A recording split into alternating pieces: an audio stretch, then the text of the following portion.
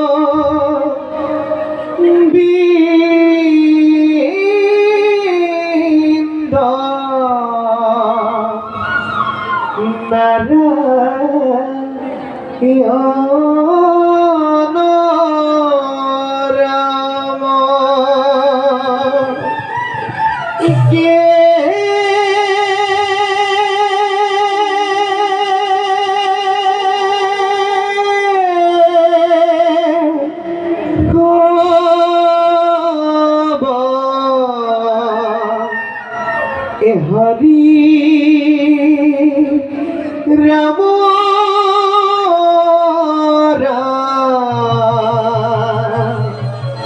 কে খবরি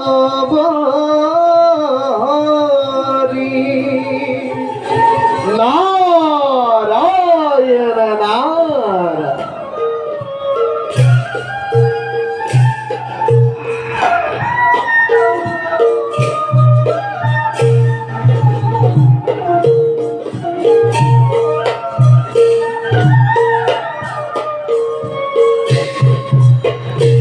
রাম প্রথমে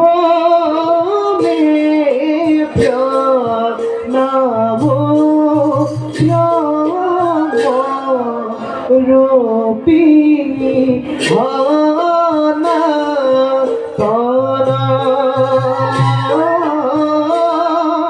হরিব নারায়ণ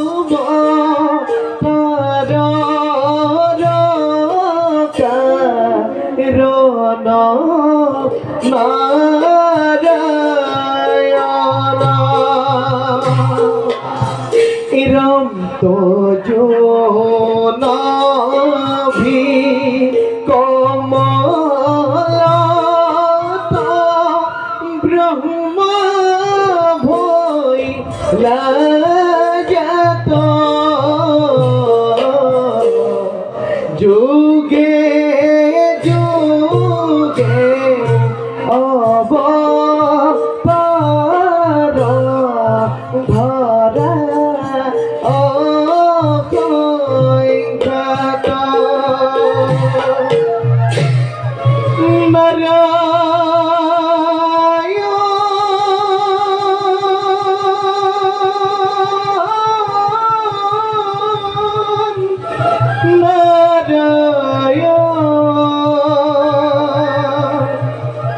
হরি মোরে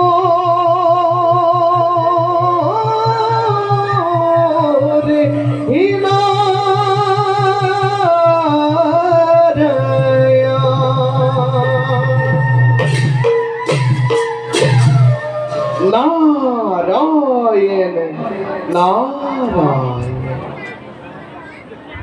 প্রভু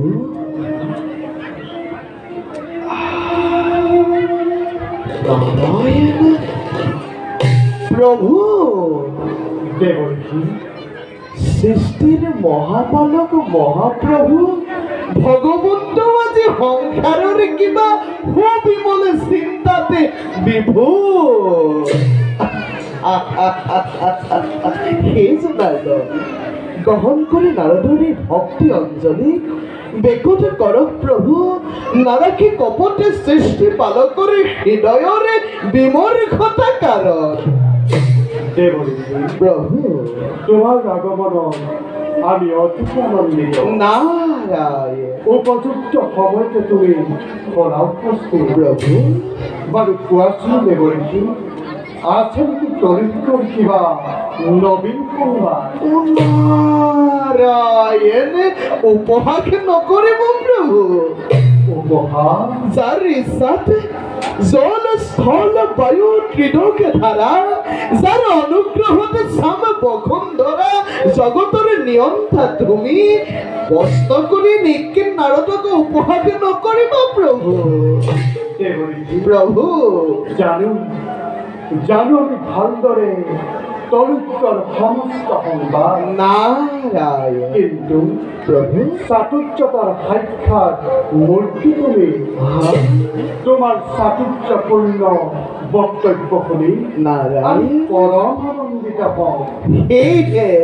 সেয়েহে লীলাময় জগত পালকে এই নিকেন নাৰদক কৰিছে চালনা বাৰু প্ৰভু এইবাৰে ত্ৰেতা যুগতে লীলাময় জগত পালকে কি লীলামালাৰ কৰিব সূচনা তাৰ বাতৰি ল'বলৈহে নিকেন নাৰদৰ বৈকুণ্ঠলৈ হ'ল আগমন কোৱা কোৱা প্ৰভু নাৰাখি অন্ধকাৰত ভক্তক তোমাৰ ব'লা দেৱৰীজী, প্ৰভু এইবাৰ ডেকা যুগত মনুষ্যৰূপে আমি লভিঞ্চনক নাৰায়ণ আৰু মানৱীয় লীলামালা কৰিম সম্পাদন। নাৰায়ণ কিন্তু দেৱৰীজী প্ৰভু এই ক্ষেত্ৰত পদে পদে তুমি আমাক সহায় কৰিব লাগিব। তোমাৰ সহায়ৰ বাবে এই নিকেন নাৰদ সদায় সমভাগী হৈ যাব এতিয়া যোৱাটো কৰিছোঁ প্ৰভু সময়ত আমাক কৰিব সাক্ষাৎ ভাল প্ৰভু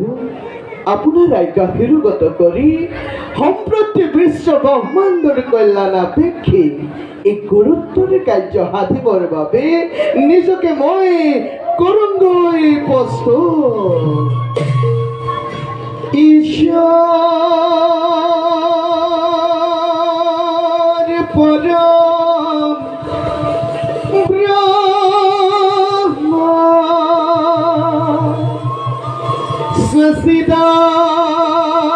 সচিদানন্দ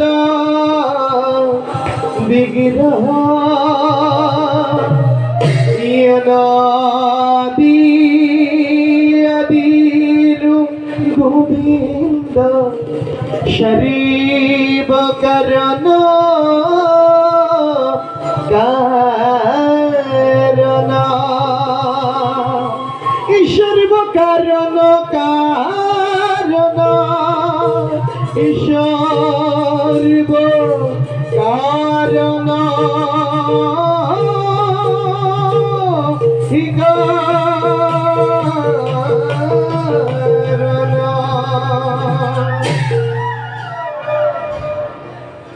ভকতর প্রাণ ধন এ মুকুন্দ মুরারি ভক্তি ভাবে পূজা করো তুষ্ট হইবা তুমি এ হরি তোমার মহিমা বুঝি কি দরে এ হরি হে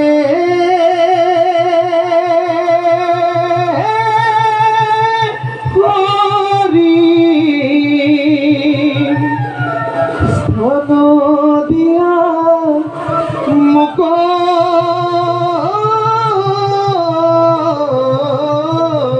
শরণে চিনো ভক্তৰ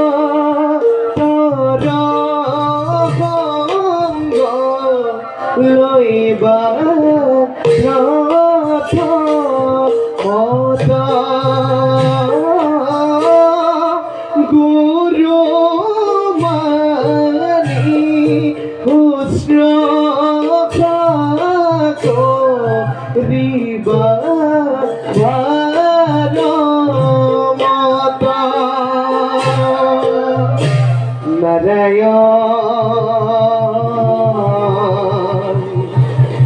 জনাৰিদন নিৰঞ্জন দেৱ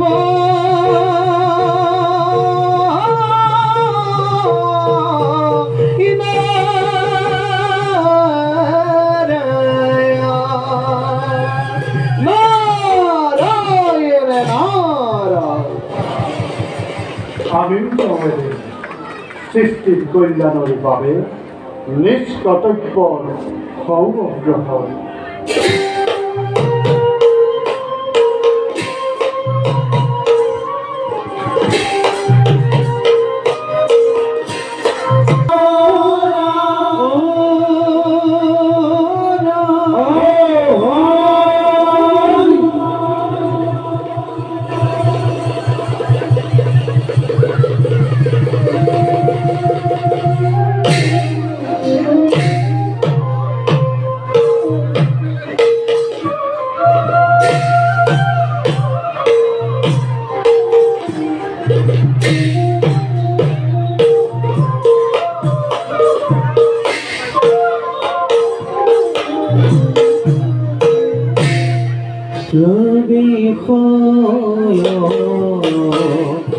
সভার মাঝে দেবত্রী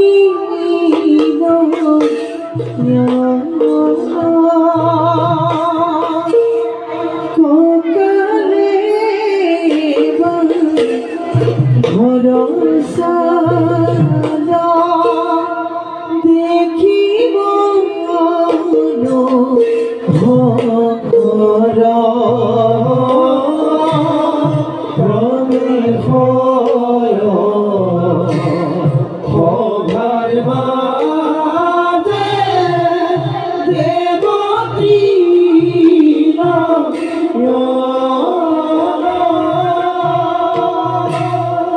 কত ক্ষণে তুয়া কইলা হসি হর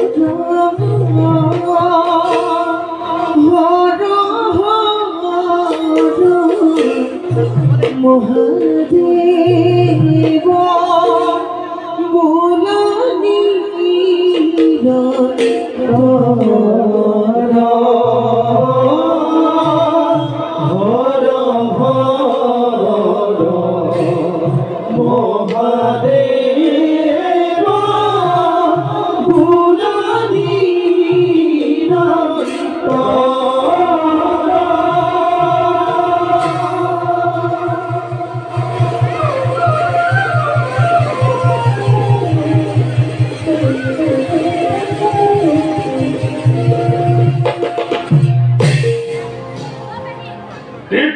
ক্ষুদ্র জ্যোতিরে জ্যোতিষ্মান প্রকৃতির নান্দনিক সৌন্দৰ্যৰ মহান কৈলাসৰে শুভ্ৰ শিখৰতে বাস কৰো আমি জগতৰ ঈশ্বৰ দৰিদ্ৰ শংকৰে পৰম ব্ৰহ্মই আমাক কৰিছে সৃজন জীৱ সংসাৰৰ হেতু সেয়েহে অনাদিকালৰে পৰা সমস্ত জীৱৰ দায়িত্ব আমি কৰিছো পালন। জিতেন্দ্ৰিয় আমি মহাদেৱ, তথাপিও দৰিদ্ৰৰ ভক্তগণৰ আকুল আহ্বানে কঠিন হৃদয়তু করুণা গড়ে উঠতে মনোমতবর প্রদান করি ভক্তগণর জাগতিক ইচ্ছা আমি করো পূরণ।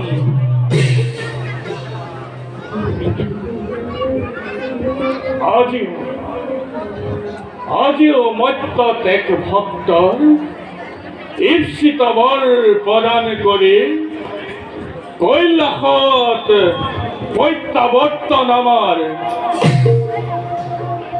যাও যাও এবে নৈমিত্তিক কার্য সম্পাদন করি পার্বতীর ক্ষমে করুঙ্গই নির্গুণ হরির কথন।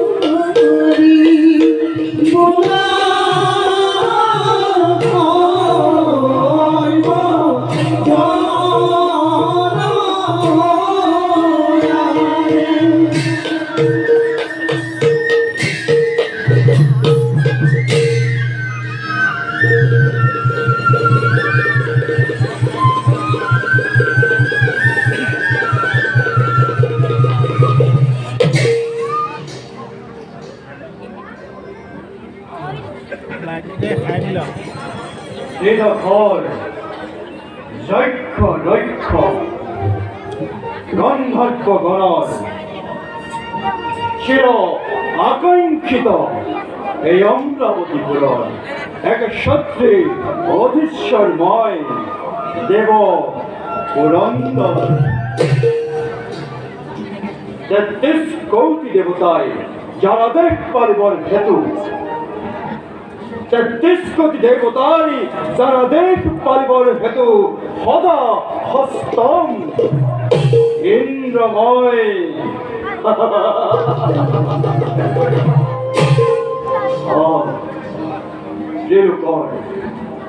তিরুকর ফকুর গুণ ভৈক্য সম্পদর গৰাকী দেব শ্রেষ্ঠ দেবেন্দ্র আজ মুখ্যই সুখী আজ মুখ্যই সমৃদ্ধিকারী আশিজন কোনোজন এই ব্রহ্মদেবর সৃষ্টি রাজি সেই দৈত্য দানবগণ বারে বারে অমরাবতীর খান্তি করিছে বিনাশ। দেবরাজ এই দিকপাল দেবরাজ থাকিবা হস্তম ভাদাকে শত্রুর প্রত্যুত্তরের বাবে। তার ভাবে নিশ্চিত থাকো কাপন দেবরাজ। আমি জানো আমার এই কর্তব্য নিছক আদেশ পারে আপনার হচ্ছুক মুহূর্ততে করিম বিনাশ। সুন্দর সুন্দর সুন্দর দিকপাল সুন্দর। তোমার এই উৎসাহিত বালকনি অধিক আনন্দময় লভিসন্তর। দেবরাজ বলা গন্ধর্ব গণারু নর্তকী গণর নৃত্য গীতর উপভোগ করি রাজকার্যর অবখাদ আমি করগই দূর। বলো দেবরাজ।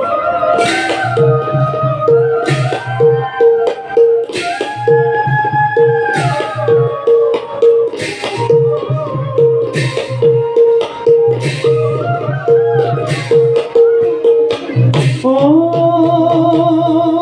হরি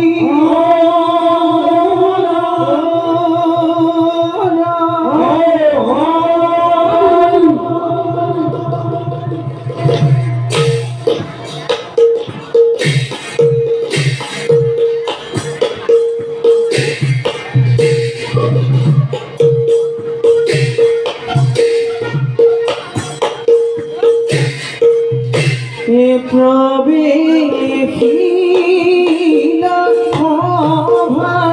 ভাজি গ্রহ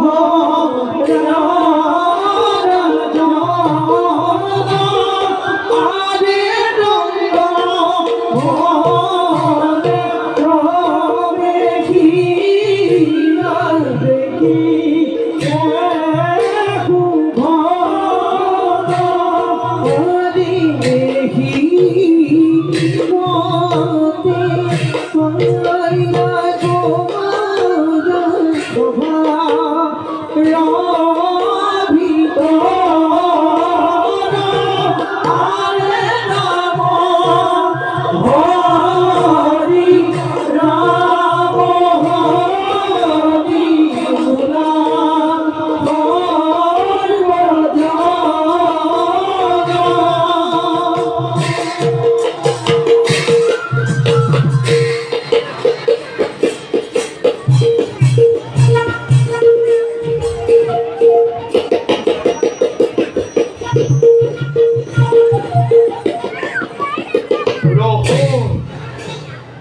অধিপতিময় নাম মোর অনেক মোর এক কটাক্ষ অশ্রীভূত হব পারে সমস্ত জগতে একটি কলঙ্ক যতেই দৃষ্টি মোর ততেই প্রলয়।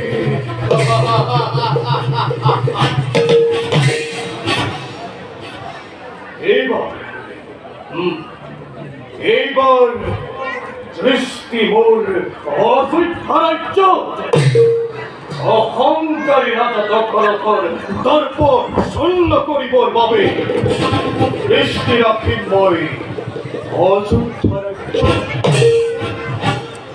কারণ অন্য দেবতা পূজা করে মানবে সাক্ষাৎ বাবর পাবে, কিন্তু এই ক্ষণিক পূজা করে সাক্ষাৎ না বাবর পাবে।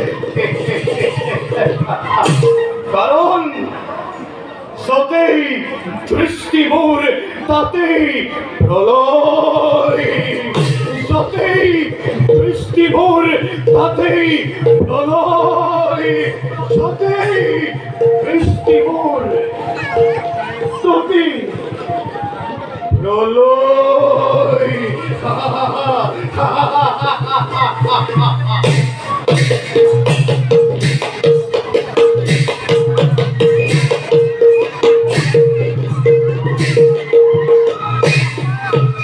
ও হরি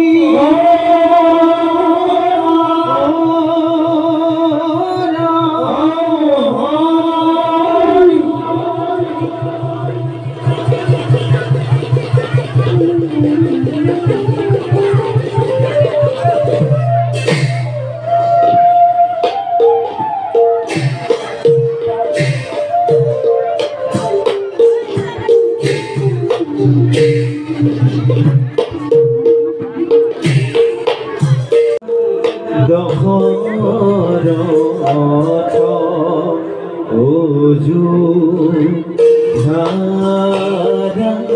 জন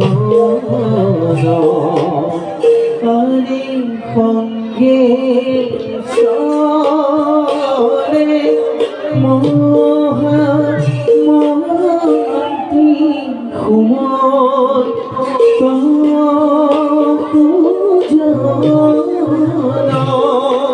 আরে সঙ্গে সরে মহামন্ত্রী হুমন্ত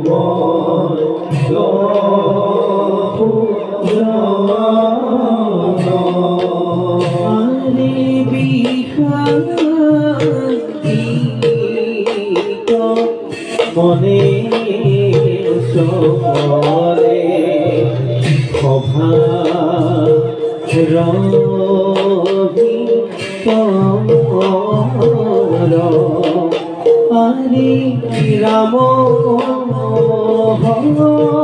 হরি রাম হরি ওলা সর্ব জন আরে রাম হরি রাম হরি ওলা সর্ব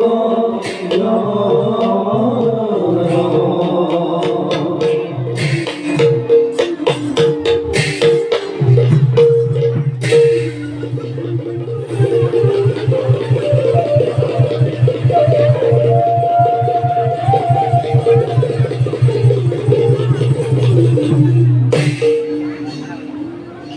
অযোধ্যার মহামায় ভ্রমণ ফিরে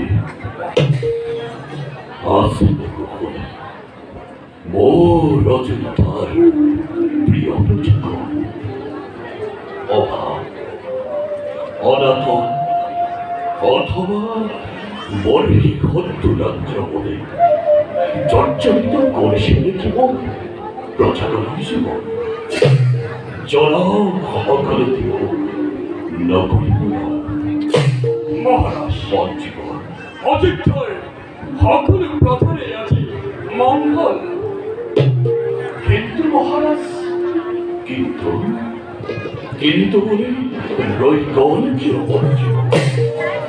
আজ কিছুদিনের পরা লক্ষ্য করেছে মহারাজ পূর্ণিমার সন্দেহেন আপনার মুখখানে বিখ্যাতর করিয়া দাউরেছেন আবরি রাখিছে মহারাজ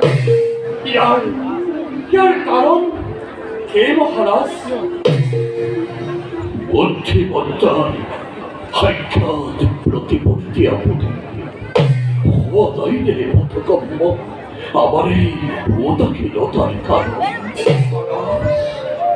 বঞ্চিত মহান ইচ্ছাকুলর রজাবি খুচ্ছ বঞ্চিত ইচ্ছাকুলর রজা মহারজা ভবনে দক্ষিণ পরাক্রমের শাসন করে এই অযোধ্যা রাজ্য রাখিছিল খুব খ্যাতি ধরার পক্ষ কিন্তু ত্রিজগৎ বন্দিত এই ইচ্ছাকুলর খনিতর ধারা স্তব্ধ বাদিত নেই তখন ধরলাম আপনি তো জানেন জীবন অত্য পরিমিত অপুচ্চক বই লাভে লাভে লাভে লাভে যৌবনে মেলনি বাড়িছে পার্থক্য আমি জীবনে দেখা সন্তান নহলে এই মহান বংশৰ ৰক্ষা হব কেনেকৈ কোনে কৰিব জলপিণ্ডতা কোনে কৰিব এই বিশাল অযুদ্ধ শাসন সেই কথা অকুশল মোৰ নহয় মহাৰাজ কিন্তু মোৰ মনত ভাৱ হয় মহাৰাজ আপুনিও এদিন পুত্ৰ সন্তানৰ মুখ দেখিব মহাৰাজ মহাৰাজ আপুনিও এদিন পুত্ৰ সন্তানৰ মুখ দেখিব কিন্তু কিন্তু সেই দিনটো কেতিয়া এইবোৰ ভাবি ভাবি কেতিয়াবা মই বৰ অস্থিৰ হৈ পৰো জীৱন কিমান যে নিদ্ৰাবিহীন ৰজনী মই কৰিছো যাপন আপোনাক কেনেকৈ বুজাব জীৱন বুজো মই আপোনাৰ মনৰ মৰ্ম ব্যথা কিন্তু মহাৰাজ আপুনি পুত্ৰ সন্তানৰ চিন্তা কৰি কৰি আপোনাৰ পুত্ৰ অধিক অযোধ্যাৰ প্ৰজাসকলৰ কথা চিন্তা কৰক মহাৰাজ কি হ'ল মোৰ অযোধ্যাৰ প্ৰজাসকল কিবা সংকট তেওঁলোকক কৰিছে জৰুৰা মহাৰাজ সুজলা সুফলা শস্য শ্যামলা অযোধ্যা ৰাজ্য মৰুভূমিত পৰিণত হ'বলৈ আৰু বেছি সময় নাই বঞ্চিত সকলোৱে ত্যাগ কৰিবলৈ আৰম্ভ কৰিছেই মহাৰাজ গতিকে ইয়াৰ এটি ব্যৱস্থা কৰক মহাৰাজ কি কৰে বঞ্চিবৰ দক্ষিণ অযোধ্যাৰ আছে হেনু অবস্থা কৰুণা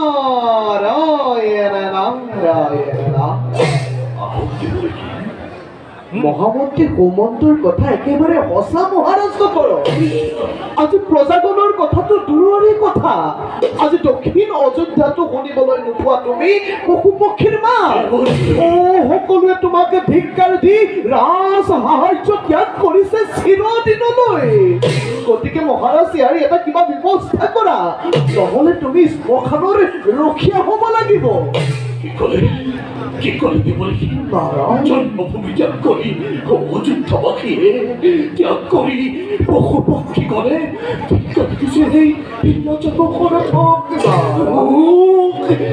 মই কি কাৰ্য কৰিছো মন্ত্ৰ হৈ বিষয়ৰ ভোগ বাখৰাত উত্তীৰ্ণ হৈ মই সন্তানৰ চিন্তাত সন্তান সদৃশ প্ৰিয় প্ৰজাজনক মই কৰিছো অৱহেলা দেবলি নিশ্চয় ইয়াৰ মই কৰিম প্ৰতিকাৰ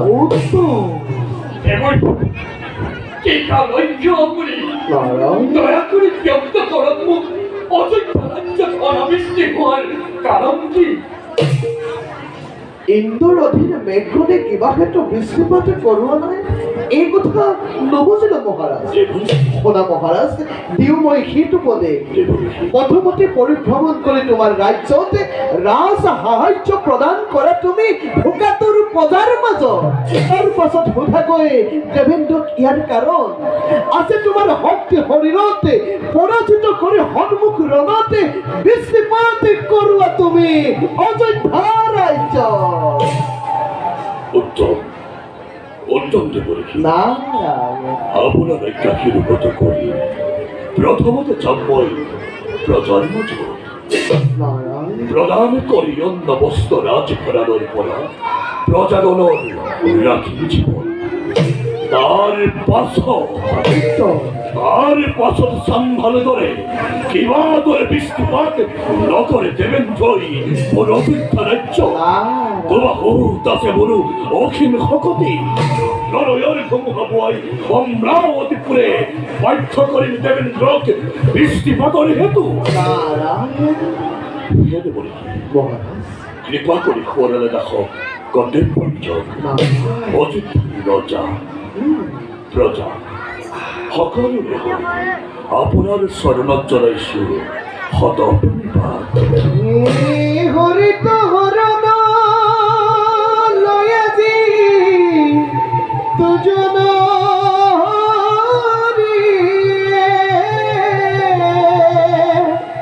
হৰিৰ চৰিত্ৰ শ্ৰৱণ এই কীৰ্তন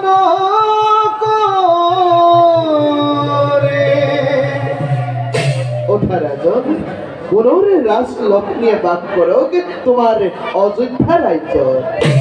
আমি এতিয়া বিদায় মাগিম। ভালকে বলি হে হৰি নামে, হৰি নামে, হৰি নামে,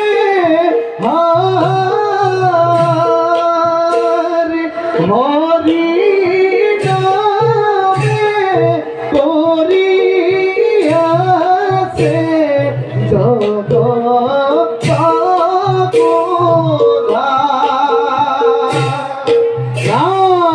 নারায়ণ নারায়ণ।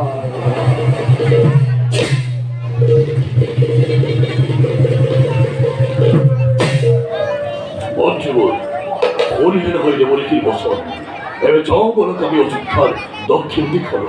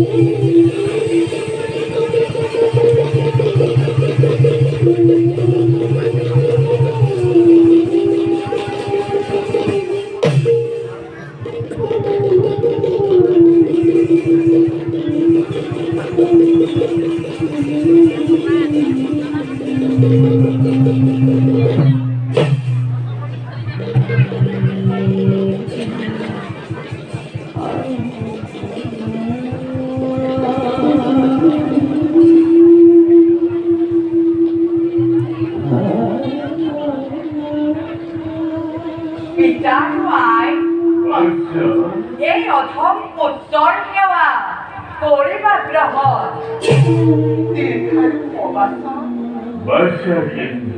পিতা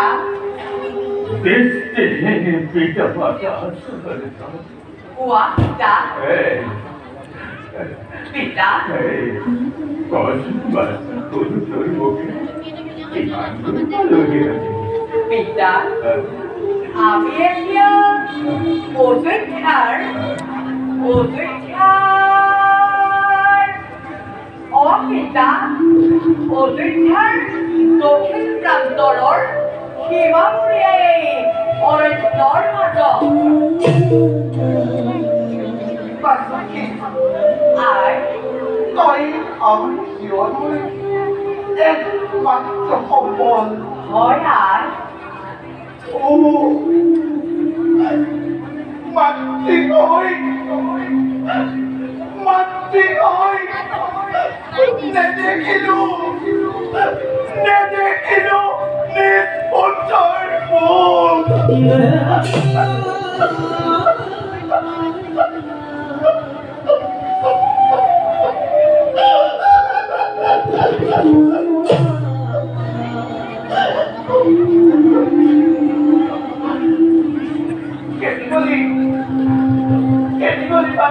মই ইয়াতে আছো আই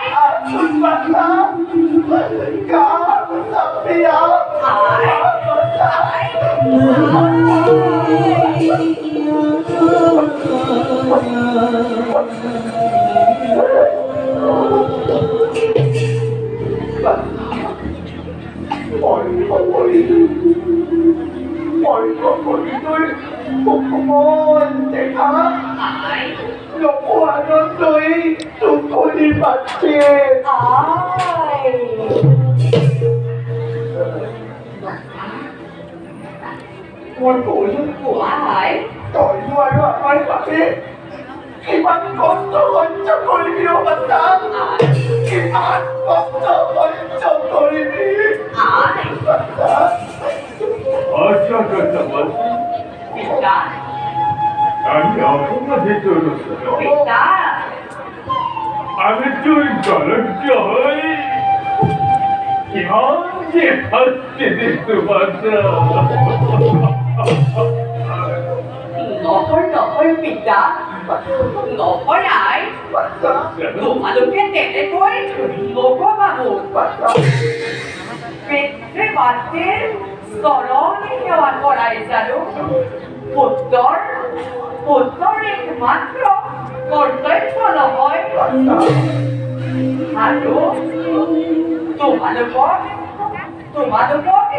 সেৱা কৰাটো মোৰ বাবে যে কিমান আনন্দৰ কথা সেয়া মই তোমালোকক বুজাম কেনেকৈ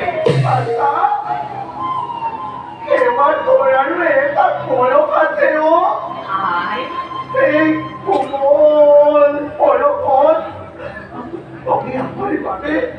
তই আমাৰ বাবে যি কষ্ট কৰিছ আই তাক আমি কেনেকৈ সহ্য কৰিব বাবা তই সহ্য কৰিব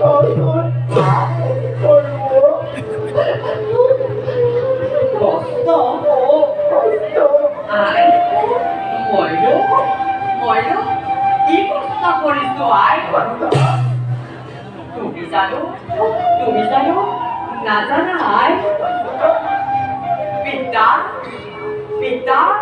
স্বৰ্গ পিতা ধৰ্ম পিতা হি পৰমং তপঃ পিতৰি পৃথিৱীপন্দে ক্ষন্তে সর্বদেবতা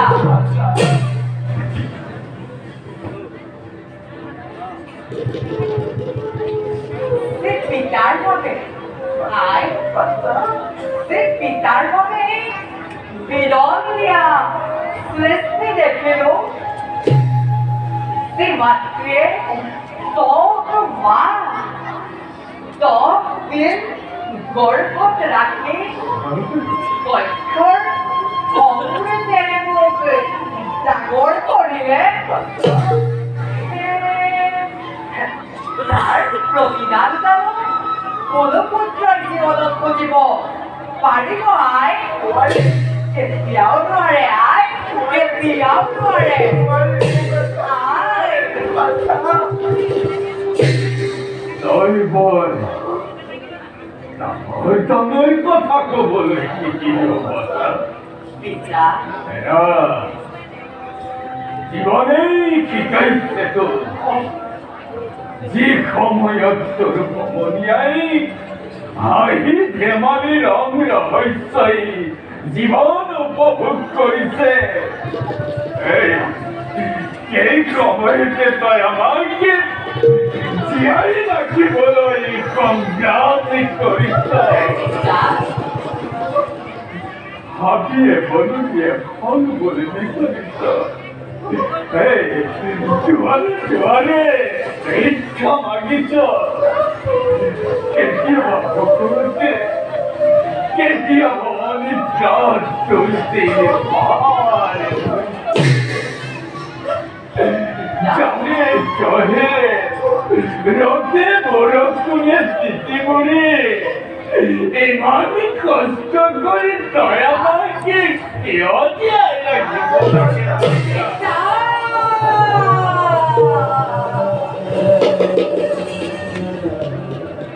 নহয় পিতা নকবা আৰু অন্তঃকলেও তোমালোকৰ প্ৰত্যাঘাত থাকিবই কাকম পাওঁ পিতা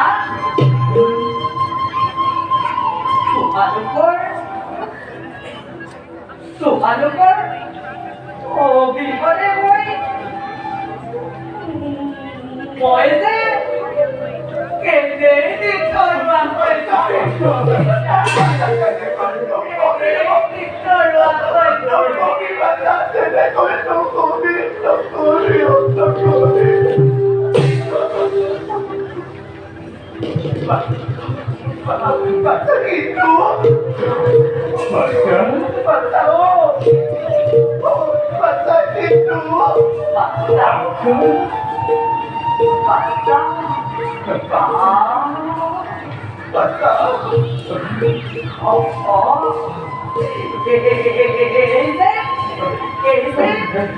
বাচ্চা বলে কোনো হয় তেতিয়াই এবারে ভাত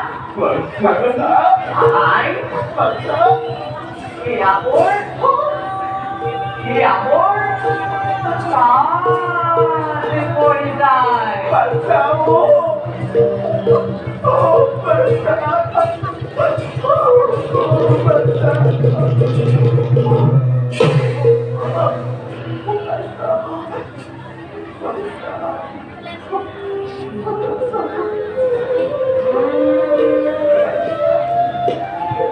পিতার মায় আই বল এদের নামে নিশ্চয় খবরে বলো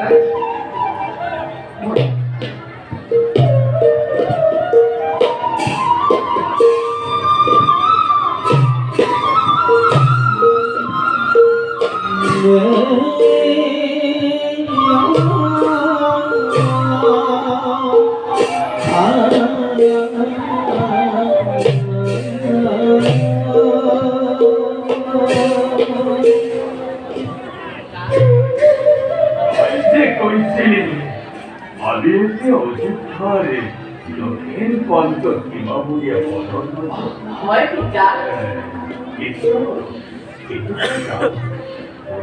বহুপক্ষের মাঝে কন্যা নামে ধরার কুকুর নহয় পিতা লোকেই তো সন্তান মনুষ্যবর্গে অনাবৃষ্টির বাবে দৈর্ঘ্যের ধরে দেখা দিছে আমি অপেক্ষা রাজ্য ফল অন্নৰ অভাৱত সকলোকে এৰিছে ৰাজ্য আজি পিতা প্ৰজাসকলৰ লগতে মনৰ পক্ষিকৰো দেশান্তৰ হৈছে আৰু প্ৰজাসকলেও কৰিছে গৰ্জনা কি বুলি কৰিছে বাচ্চা কি বুলি কৰিছে গঞ্জনা আই যে মহাৰাজ দখলৰ বাবে ৰাজ্যত ঘটিছে আজি এনে ঘোৰ অমংগল।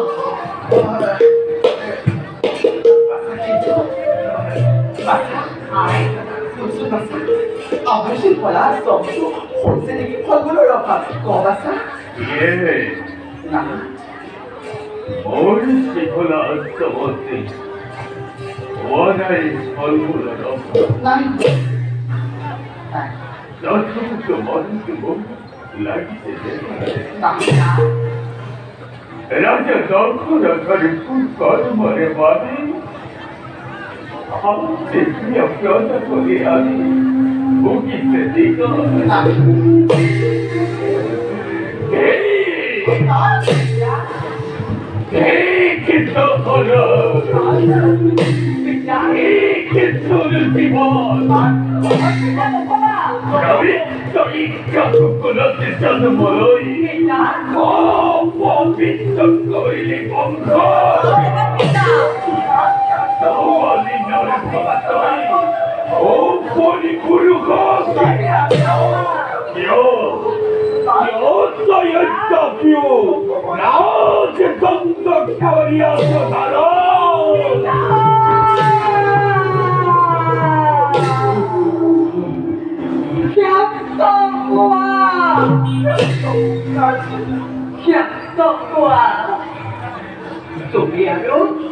তুমি আৰু উত্তেজিত নকবা পিতা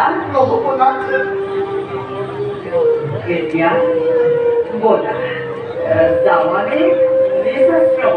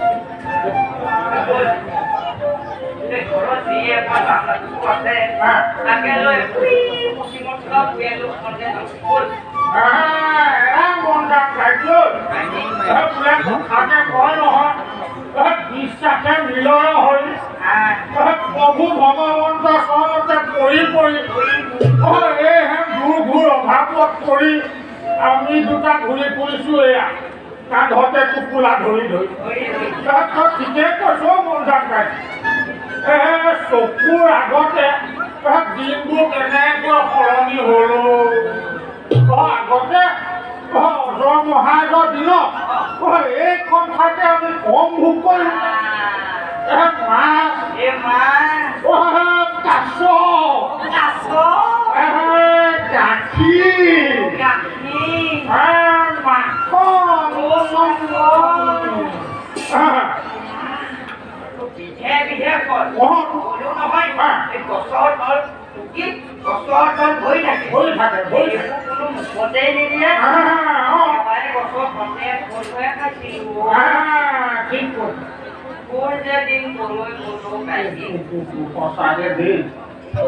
সকলোবোৰ হৈছে মহাৰাজ দশৰথৰ বাবে আগতে অজয় মহাৰাজৰ দিনত আমি কম ভোগ কৰিলোঁ নে বাৰু আগতে অজয় মহাৰাজে এমাহ দুমাহৰ মূৰে আমাৰ এতিয়া প্ৰজাবোৰক খবৰ লয় ওজৰ আপত্তিটো নিজ মুখে শুনে অভাৱেই হওক দুখী বিচাৰে হওক ঠাইতে সমাধান কিন্তু এইজনালৈ কি চাবা নিজৰ সেই ৰূপৱতী ৰাণী কেইজনীক লৈ ব্যস্ত প্ৰজা সুখৰ খবৰ লোৱাটো বাদেই ৰাজ্যখনতনো কি ঘটি আছে ক'বই নোৱাৰে সেইকাৰণে পাপ লাগিছে বুজিছ পাপ লাগিছে আৰু সেইকাৰণেই আগলৈ খাবলৈ ফুটিবলৈ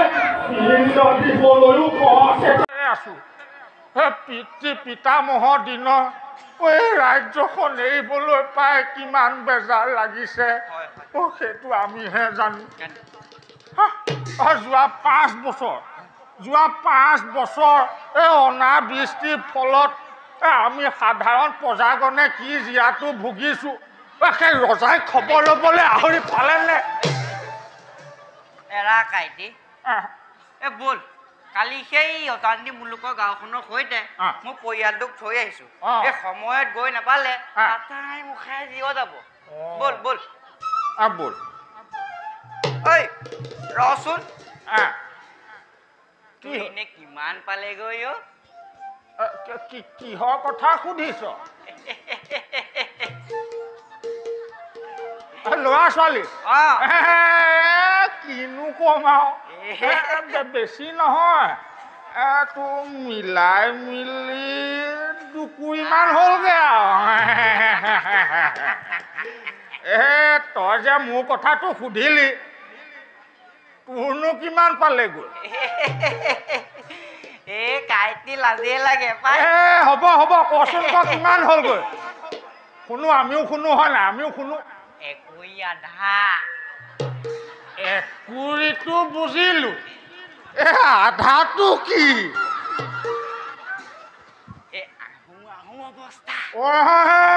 ভাল খবৰ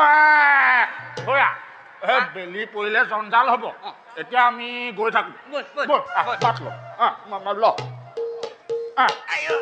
গৈ থাকো আগবাঢ়ো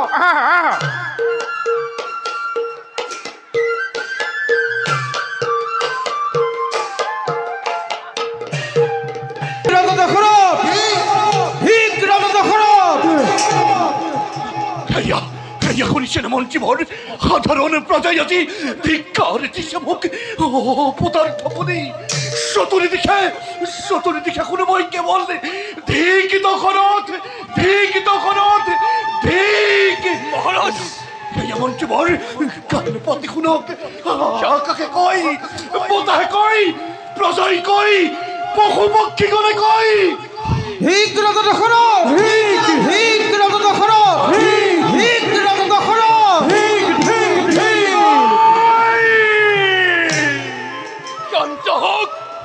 ক্ষান্ত হোক মহাৰাজ ক্ষান্ত হোক সেয়া আপোনাৰ মনৰ ভ্ৰম মহাৰাজ মহাৰাজ আপুনি বিনা হাৰে সূৰ্যোদয়ৰ পৰা সূৰ্যাস্তয়লৈকে ভ্ৰমণ কৰাৰ কাৰণে শাৰীৰিক আৰু মানসিকভাৱে দুৰ্বল হৈ পৰিছে।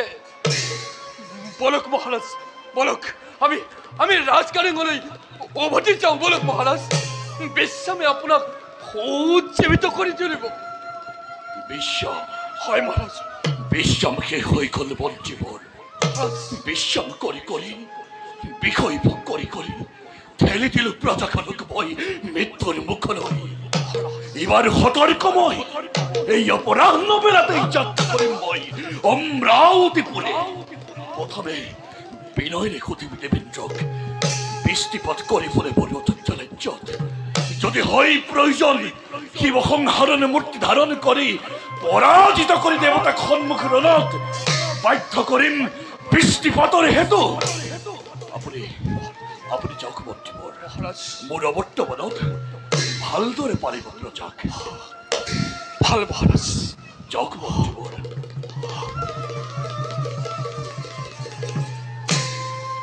দেবেন্দ্ৰ অহংকাৰৰ উচ্চ শিখৰৰ পৰা নামিবলৈ প্ৰস্তুত হোৱা তুমি। কৈ আছো দশৰথ অমৰাৱতীৰ হেতু।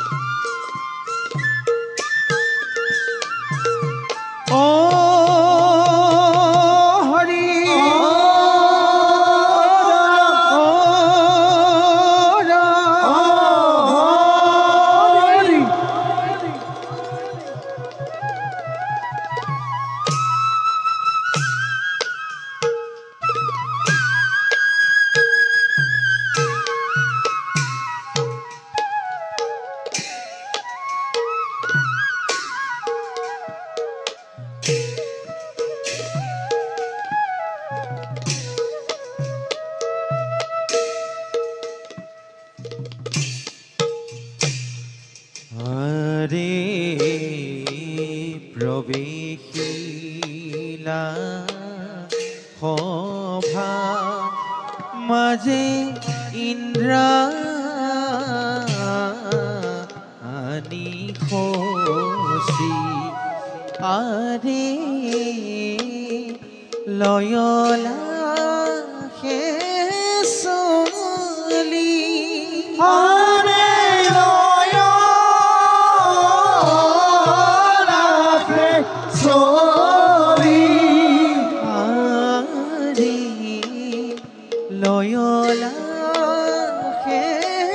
চলি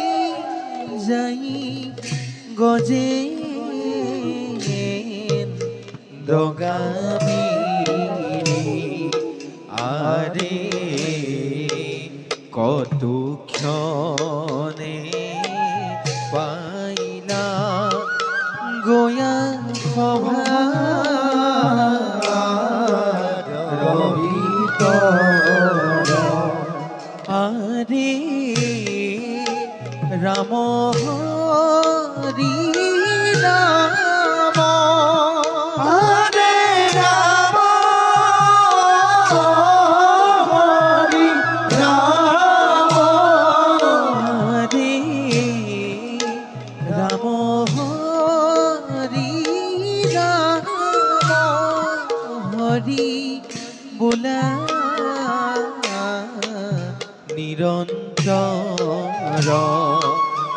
হৰে ৰাম হৰে ৰাম হৰি বোলা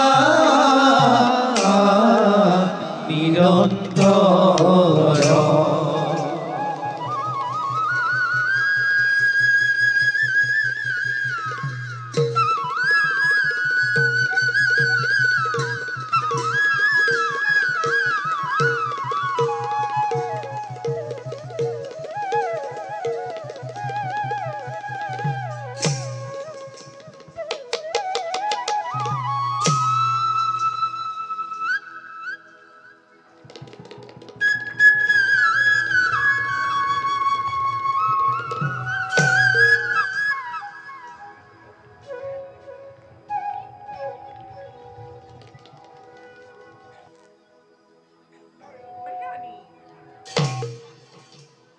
তলুকৈ শ্ৰেষ্ঠ সম্পদৰ গৰাকী দেবেন্দ্ৰ মোৰ স্বামী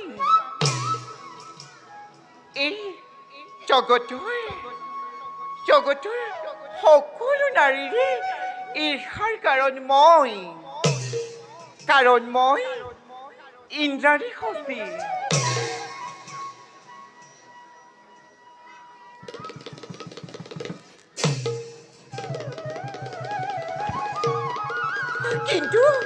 কিন্তু মই এটা কথা নুবুজো স্বামীৰ ইমান মই ৰূপৱতী নাৰী থাকোঁতে সতী কিয় বাৰু স্বামী যায় অন্য অপেশ্বৰীৰ কাষে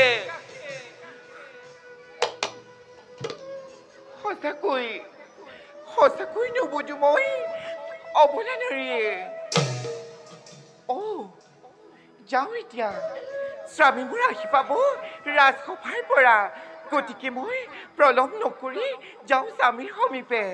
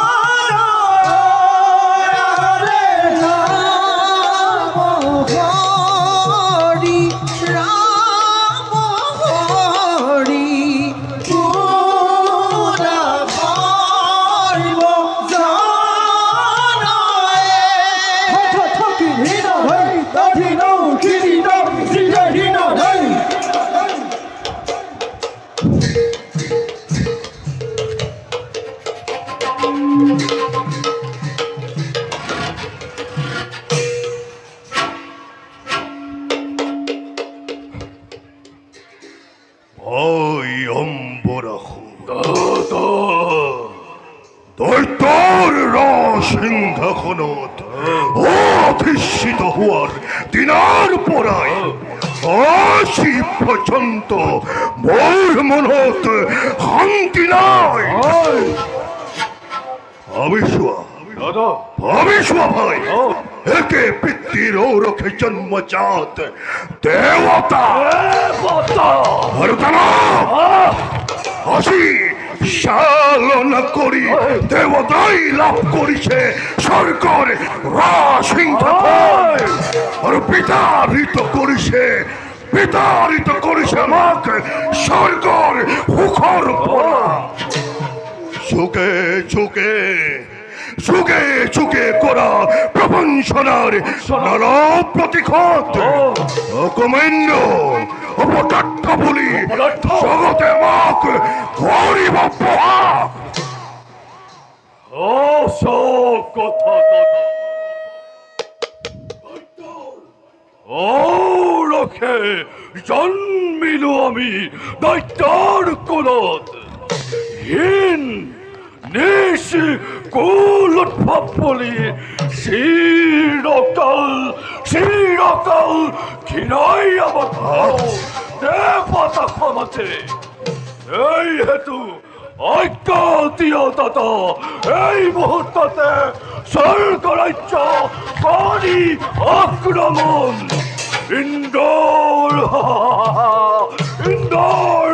ইন্দত্ত ভরিয়ে মোহারি স্বর্গ রাজ্যত দৈত্য রাজ্য করেন স্থাপন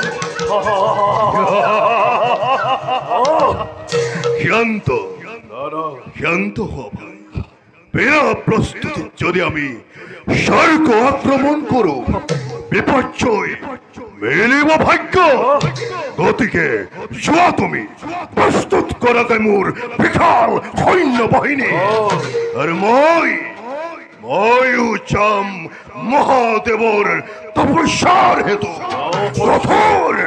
কঠোর তপস্যারে তুষ্ট করি দেওয়াহুল পানি লভিলাম মই অছয় পর তার পাশ শাম ভাল তোরে এই তোরে রক্ষা করে স্বর্গ হিংসাখন হেই দেবরাজ ইন্দ্র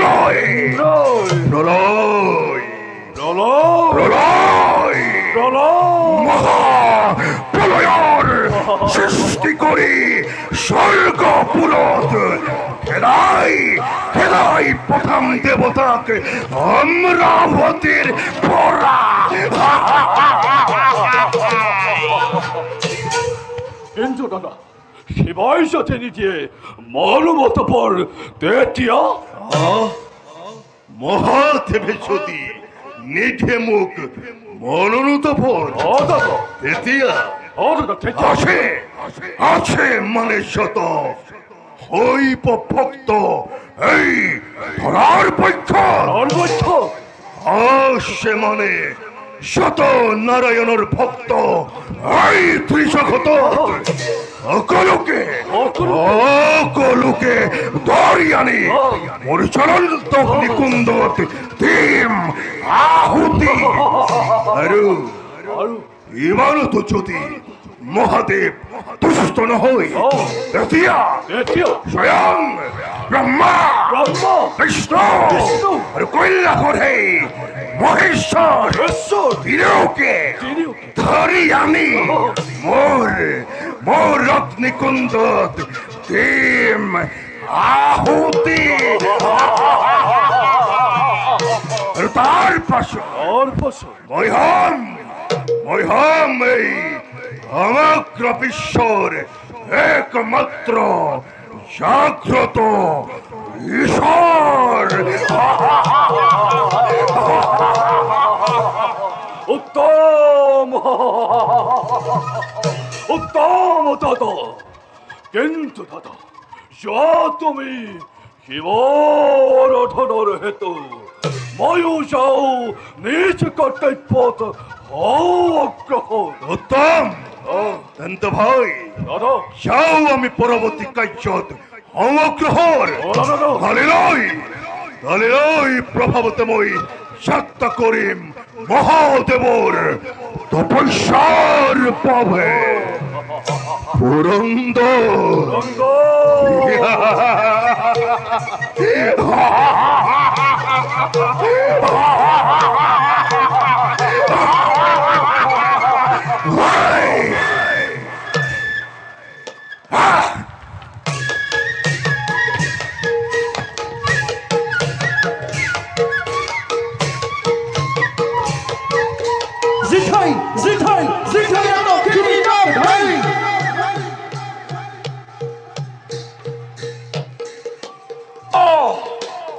দেবেন্দ্র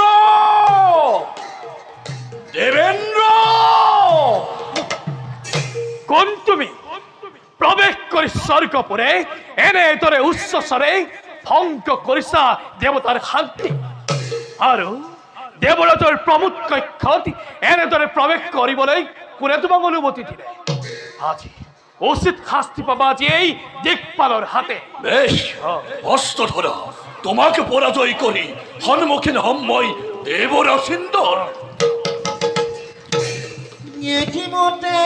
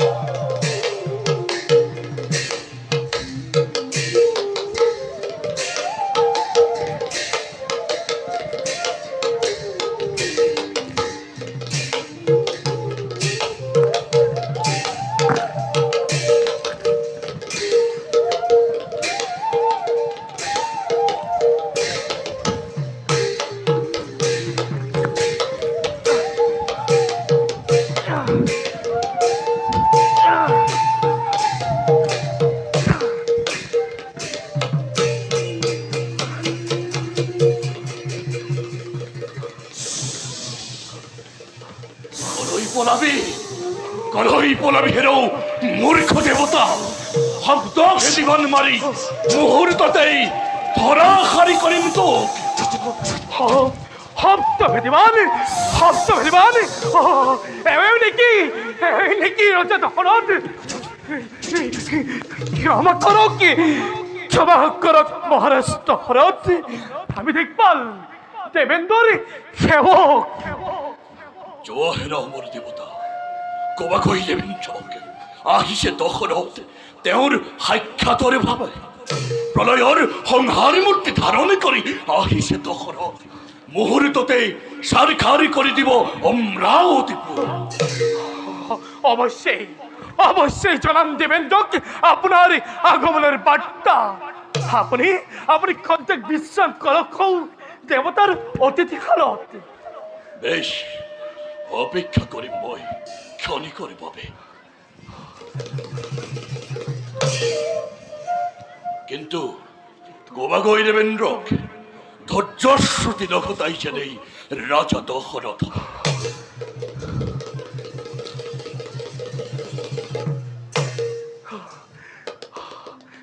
যাও শিক্ষে জনাও দেবেন্দ্ৰক দশৰথৰ আগমনৰ বাৰ্তা নহলে দশৰথ নামৰ এক প্ৰচণ্ড বিপৰ্যয় ধুমুহাই ধ্বংস কৰিব আমাৰ অমৰাৱতী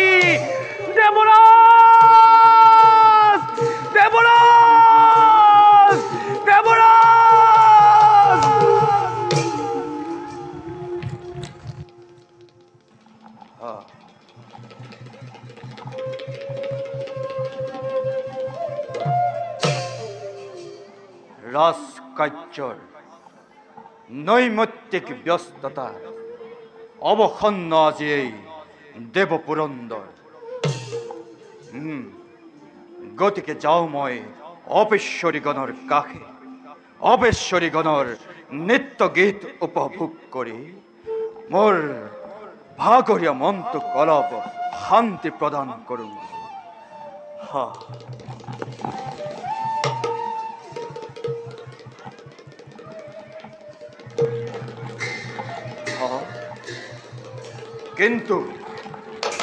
কিন্তু এই কি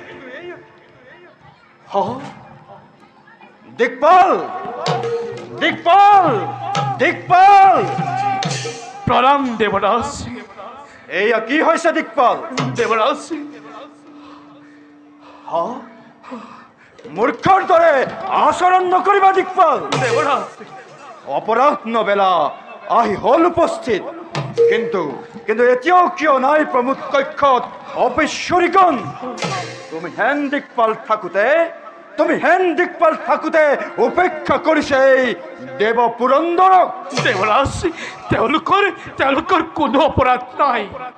আপোনাৰ মনোৰঞ্জন ব্যৱস্থা কৰি থাকোঁতেই আগমন হ'ল স্বৰ্গপুৰে দশৰথ ৰাজ্যৰ। অপেক্ষাৰত তেওঁ আমাৰ অতিথিশালত। প্ৰমোদৰ সময়ত দেৱৰ পুৰন্দৰে কাকো সাক্ষাৎ নকৰে। দেৱৰাজ, আৰু চিনি নাপাওঁ কোন সেই মত্যৰ নিপতি ৰাজা দশৰথ। মহাপৰাক্ৰমী তেওঁ, মত্যৰ নিপতি প্ৰধান। জানে তেওঁ শব্দ ভেদিবান। কি ক'লা দিকপাল? জানে তেওঁ শব্দ ভেদিবান? হয় দেৱৰাজ, জানে তেওঁ শব্দ ভেদিবান।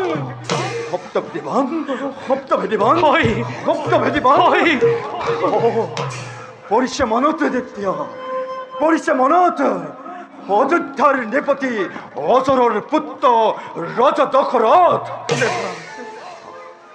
আগেইনো এই কথা তুমি মোক কোৱা নাছিলা কিয়? বলা দিকপাল, বিলম্বৰ নহয় প্ৰয়োজন। যাওঁ এতিয়া আমি ৰজা দশৰথৰ সমীপ। বলক দেৱৰাজ।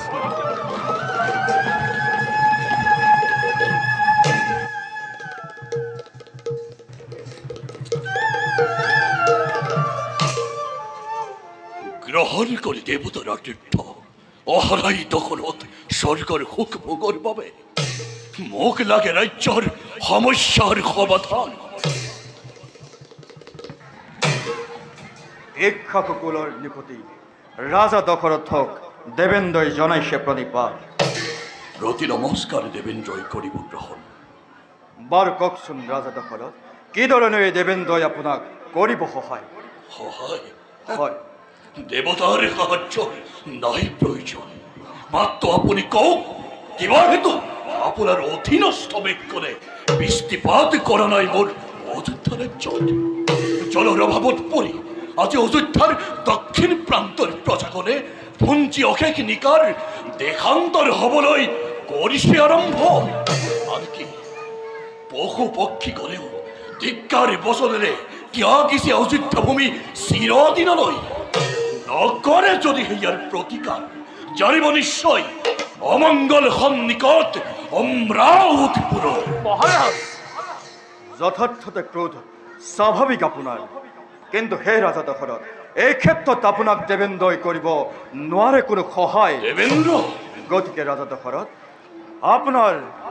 আপোনাৰ ৰাজ্যত বৃষ্টিপাত নোহোৱাৰ প্ৰধান কাৰণ হৈছে গ্ৰহপতি শনিৰ কুপদৃষ্টি থকাৰ বাবে আপোনাৰ ৰাজ্যত হোৱা নাই অতদিনে বৃষ্টিপাত। গতিকে যাওক আপুনি গ্ৰহপতি শনিৰ কাষে, তেওঁক কৰক আপুনি অনুৰোধ, তেওঁৱেই দিব আপোনাক ইয়াৰ উচিত সমাধান। নকৰে দশৰথে, গ্ৰহপতি বুলি শনিক নকৰে পুজো। দুবাহুত আছে মোৰ অসীম শক্তি, পৰাজিব পাৰো শনিক সন্মুখ ৰণত। এবে মই মাগিলে বিদায়, এদিক্ষণে সাক্ষাৎ কৰে মই শনি দেৱতা।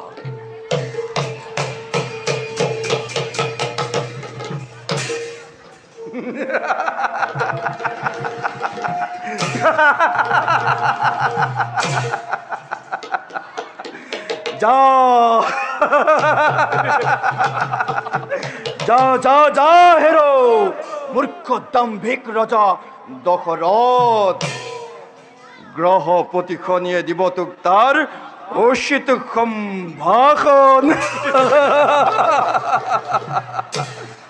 দিকপাল, বলাই বেজাও আমি অপেশ্বৰীগণৰ মনোমোহা নৃত্য গীত উপভোগ কৰি অৱসাদ পেলাও আমাৰ ৰাজকাৰ্যৰ সকলো গম্ভীৰ ভাগৰ। দেৱৰাজ, খুৰা যদি নাথাকে লগত আনন্দ লভিব পাৰিব জানো অপেশ্বৰীৰ নৃত্য গীতত? সুন্দৰ দিকপাল, সুন্দৰ। তুমি মোৰ মনৰ কথাকেই কৰিলা প্ৰকাশ। বলা তেন্তে যাওঁ আমি এতিয়া অপেশ্বৰী গণৰ কাষে। বলক দেৱৰাজ।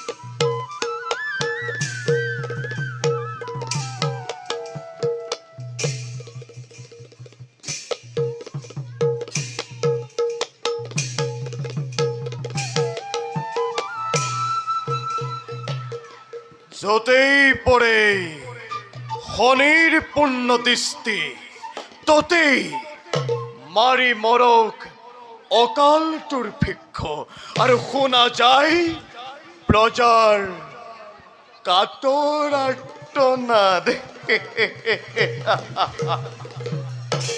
আৰু এইবাৰ পূৰ্ণ দৃষ্টি মোৰ ৰোহিণী নক্ষত্ৰত আৰু সেইবাবে বৃষ্টিপাত হোৱা নাই অযোধ্যা ৰাজ্যত। কাৰণ অহংকাৰী ৰাজা দশৰথে কেতিয়াও কৰা নাই এই শনিক পূজন। নাজানি দশৰথে শনিৰ প্ৰভাৱৰ কথা অহংকাৰত উদ্ধত হৈ মত্ত হৈ আছে কেৱল বিষয়ৰ ভোগ বিলাসত। শুন হেৰৌ ৰাজা দশৰথ, যিদিন পৰ্যন্ত তই শনিৰ নপখিবি চৰণ, সিদিন পৰ্যন্ত বৃষ্টিপাত নহয়।